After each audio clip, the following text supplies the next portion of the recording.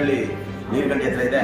ಅಲ್ಲಿ ನಮ್ಮ ಈಗಾಗಲೇ ಪ್ರೈವೇಟ್ ಬಸ್ಸಿನ ಚಾಲಕ ಹೇಳೋದು ಏನಂದರೆ, ಒಂದು ಅಂಶ ಆರಿಸಿ ಇನ್ನೊಂದು ಅಲ್ಲಿ ಅಂಶ ಗೊತ್ತಾಗಲ್ಲ, ಯಾವುದೇ ಮುಂದೆ ಆಗಲಿ ಹಿಂದೆ ಆಗಲಿ ಹಂಪಿನ ಮಾರ್ಕ್ ಹಾಕಿಲ್ಲ, ಆಯಿತಾ, ವೈಟ್ ಗರೆಗಳು ಯಾವುದೂ ಹಾಕಿಲ್ಲ.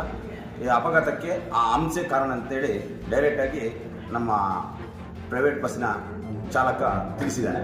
ನೋಡಿ, ಅವ್ರ ಕಡೆಯವರು ಮೈಸೂರಿಂದ ಧರ್ಮಸ್ಥಳಕ್ಕೆ ಹೋಗ್ತಿದ್ದವರು. ಈಗಾಗಲೇ 5 ಜನಕ್ಕೆ ಪೆಟ್ಟಾಗಿದೆ, ಇನ್ನೊಂದು 5-6 ಜನಕ್ಕೆ ಸಣ್ಣಪುಟ್ಟ ಗಾಯಗಳಿಂದ ಪ್ರಾಣಾಪಾಯದಿಂದ ಪಾರಾಗಿದ್ದಾರೆ. ಈಗಾಗಲೇ ಮೂಡಿಗೆರೆಯ ತಾಲೂಕು ಆಸ್ಪತ್ರೆ ಕೇಂದ್ರದಲ್ಲಿ ಪ್ರಥಮ ಚಿಕಿತ್ಸೆ ಪಡೆಯುತ್ತಿದ್ದಾರೆ. ಹೆಚ್ಚಿನ ಚಿಕಿತ್ಸೆಯಲ್ಲಿ ಬೇರೆ ಆಸ್ಪತ್ರೆಗೆ ಈಗಾಗಲೇ ರವಾನೆ ಮಾಡ್ತಿದ್ದಾರೆ.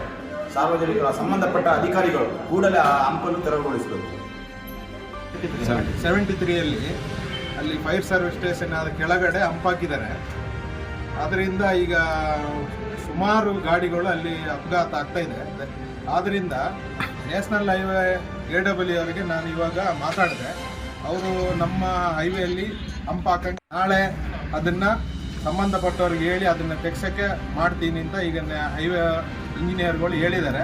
ದಯವಿಟ್ಟು ಇದರಿಂದ ಈಗ ಬಸ್ ಆಕ್ಸಿಡೆಂಟ್ ಆಗಿರೋಕ್ಕೆ ಕಾರಣ ಹಂಪಿಂದ ತುಂಬ ಅಪಘಾತಗಳಾಗುತ್ತೆ. ಮತ್ತು ಇಲ್ಲಿಂದ ಮಂಗಳೂರಿಗೆ ಹೋಗೋಂಥ ಸುಮಾರು ಆಂಬುಲೆನ್ಸ್ಗಳು ಅವರು ಜೀವ ಕಾಪಾಡೋದಕ್ಕಾಗಿ ಹೋಗ್ತಾರೆ ಸ್ಪೀಡಾಗಿ.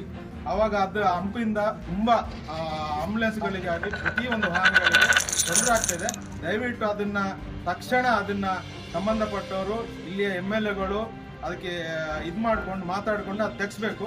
ತೆಗ್ಸಿಲ್ಲ ಅಂತ ಹೇಳಿದರೆ ಮುಂದಿನ ದಿನಗಳಲ್ಲಿ ಆ ಹಂಪು ದೇಹಕ್ಕೆ ನಾವೇ ಅಲ್ಲಿ ಆ ರೋಡಲ್ಲೇ ಕೂತ್ಕೊಂಡು ಹೋರಾಟ ಮಾಡ್ತೀವಿ.